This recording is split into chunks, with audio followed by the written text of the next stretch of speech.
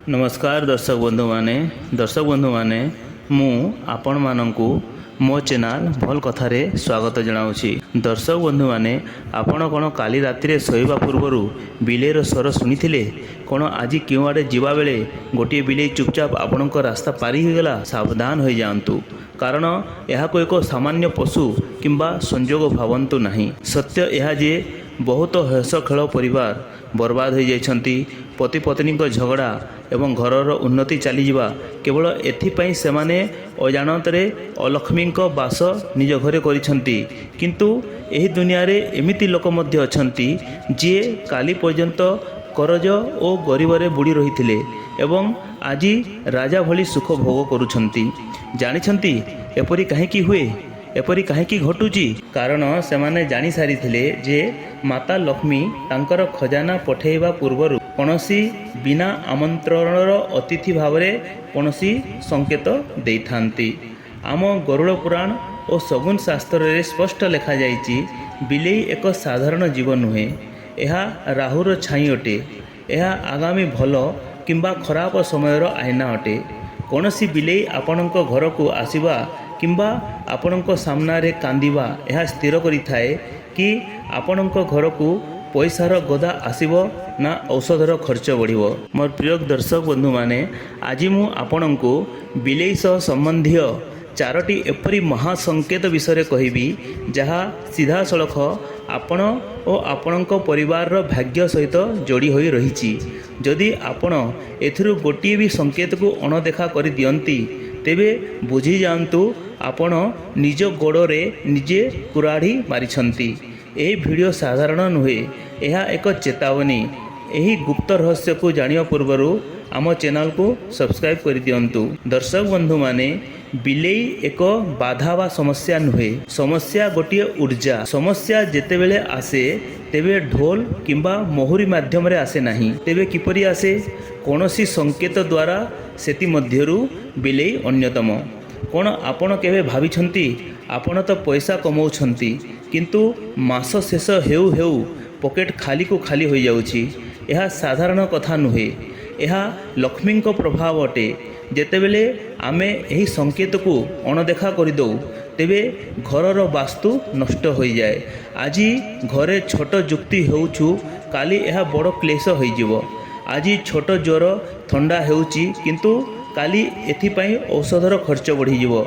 मने रखंतु दर्शक बंधु माने जेतेबेले राहु और शनि दृष्टि पड़ी थाए तेबे मनुष्यर बुद्धि सबुठारु प्रथमे नष्ट हो जाए।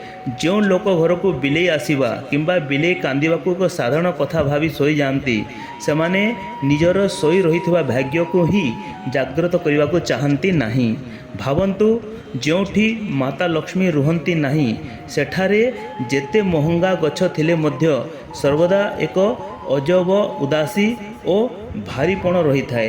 कौन आपण आपणक परिवार को अंधकार को ठेली देवाक चाहती नहीं ना? तेबे भिडियोटी को शेष पर्यंत निश्चय देखंतु।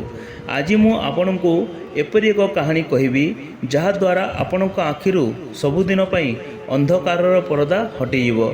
दर्शक बंधु माने प्राचीन कालर कथा अटे। गोटे गाँव में गोटे बहुत बड़ अभागी महिला रहुतला। विधाता तांकु 5टी पुत्र देथिले किंतु 5टी पुत्र जन्मरु विकलांग थिले, ना निज गोड़े ठिया हो पारुथिले ना चली पारुथिले। सेही माँ प्रतिदिन भगवान को निकटरे कांदे जे हे प्रभु मु एपरी क्यों पाप करिछि तेणु मो पिला माने आज ए अवस्था होइछि। लोक माने ताकू नाना ताना मारंती ता घर उपरे कौनसी खराब शक्तिर छाई अछि। तेबे गोटिए दिन एक चमत्कार हैला। गोटिए धड़ा बिलेई गर्भावस्था रे ता घर को आसिला किंतु से महिला ताकू न घोड़ाई गोटिए कोणरे स्थान दे निज भागर अधा रुटी ताकू खाइबाकू देला। तापरे बिलेई सेई घरे 4टी सुंदर छुआ जन्म कला। तापरे सेठारू विधिर विधान बदली गला। जेमिति बिलेई ता छुआ को जन्म देला सेमिति वर्ष वर्ष धरी शଯ୍ୟା स्थायी से महिलार बड़ पुओ हठात निज गोड़े ठिया हैला। जेमिति जेमिति से बिलेई छुआ बड़ हेले से महिलार सबु पुत्र सुस्थ हो गले। जोठी काली पर्यंत दुख और दरिद्रता थिला किंतु सेठी आज धन और खुशीर वर्षा हवाको लागिला। आमर गरुड़ पुराण रे स्पष्ट लिखा जाइछि जो घरे बिलेई ता छुआ को जन्म देई थाए से घर साक्षात वैकुंठ हो जाई थाए। स्वयं माँ लक्ष्मी से घर को आसी थांती किंतु आजिर मनुष्य अज्ञानतार अंधकार रे बुड़ी एही चारटी भूल करी बसंती जहा द्वारा तार भाग्य बिगड़ी जाई थाए। आपण माने मध्य एही भूल करंतु नहीं दर्शक बंधु माने। तेनु ध्यान देई से चारोटी संकेत शुणंतु। प्रथमे बिलेईर प्रसव हवा। अधिकांश लोक घर मैला हवा जोगु गर्भवती बिलेई को मारपिट करी घरु घोड़ाई दियंती।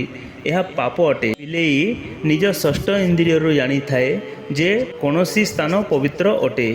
से आपणक घर को बाछिछि तेबे बुझी जांतु आपणकर भल समय आसीबाकू डेरी नुहे। द्वितीय संकेत बिलेई कांदिबा। जदि आपणक घर बाहर बिलेई बारंबार भयानक भाव में कांदुची तेबे सावधान हो जातु। यह कौनसी साधारण घटना नुहे। शास्त्र कुहे बिलेई यमराजंक दूत को देखिपारे। यह घर को आसुथिबा बेमारी एवं बड़ अघटनर पूर्व संकेत। एपरी परिस्थिति रे ताकू पत्थर न मारी भगवान विष्णु को स्मरण करी घरर मुख्य द्वार रे लुण मिशा पानी छिंचड़ातु जहा द्वारा नकारात्मक शक्ति दूर हो जाऊ। तृतीय संकेत बिलेई माने निज निज भितरे लड़ाई करिबा। यह ग्रह क्लेशर सबुठारु बड़ प्रमाण अटे। यह दर्शाई थाए कि आपणक जमा पूंजी जल्दी व्यर्थ काम रे नष्ट होबाकू जाउची। जो घरे बिलेई लड़ाई करंती से घरे शांति दूर हो जाय थाए। चतुर्थ संकेत हला बिलेई रास्ता पार करिबा। आमे पिला बेलू सुनिछे यह अशुभ अटे किंतु यह भूल। बिलेई राहुर रूप होई थाए। जेतेबेले बिलेई आपणकर रास्ता पार कराई थाए तार अर्थ हेउची आपणक उपरे आसुथिबा विपत्ति को से ता मुंड ऊपर को नहीं जाइछि। ताकू गाली दे आपण पापर भागीदारी हुअन्तु नहीं। केवल सेठारे किछि समय स्थिर होई भगवान को प्रणाम करी आगको बढ़ंतु। मने रखंतु दर्शक बंधु माने पशु पक्षी केवल साधारण जीव नुहंती। सेमाने प्रकृतिर गुप्त संदेशर बाहक अटंती। मनरे प्रश्न उठे जे आमे जदि आम अजाणतरे कौनसी बिलेई की मारी थाऊ किंबा भोक शोषरे घोड़ाई दी थाऊ तेबे कौन आम उपर को विपत्ति आसी थाए। आम हिंदू सनातन धर्म रे भूलर क्षमा थाए एवं पापर प्रायश्चित मध्य थाए। जदि एपरी भूल करिछंती दर्शक बंधु माने तेबे एही चार गोटी उपाय आपण निज भूल को सुधारी नियंतु। प्रथम उपाय है गोटे माटी ढाल पानी भर्ती करी निज घरर मुख्य द्वार किंबा छात उपर रखी दियंतु। यह द्वारा कौनसी तृषार्थ जीव से पानी को पी आपण को आशीर्वाद देव। द्वितीय उपाय है प्रथम रुटी रे अल्प घी और गुड़ लगाई बिलेई को खाइबा को दियंतु। यह द्वारा राहु दोष दूर हो जाए। तृतीय उपाय है गोटे ढाल पानी रे अल्प संधव लवण और हलदी मिसाई निज घरर मुख्य चौकाठ को भल भाव में पोछि दियंतु। यह द्वारा घर समस्त नकारात्मक शक्ति चली जाए थाए। चतुर्थ उपायटी होउची जदि यही सब उपाय को आपण बिना स्वार्थ रे पूरा भावर सह करंती तेबे फलप्रद होता है। दर्शक बंधु माने जदि आपण मानकु मो वीडियोटा पसंद लगिला तो मो चैनल को अवश्य लाइक शेयर एंड सब्सक्राइब कर देबे। भगवती जगत जननी माँ दुर्गा आपण मानक समस्तंकर मंगल करंतु। एही शुभ कामना सहित आपण मानकु मोर तरफरु जय माँ दुर्गा।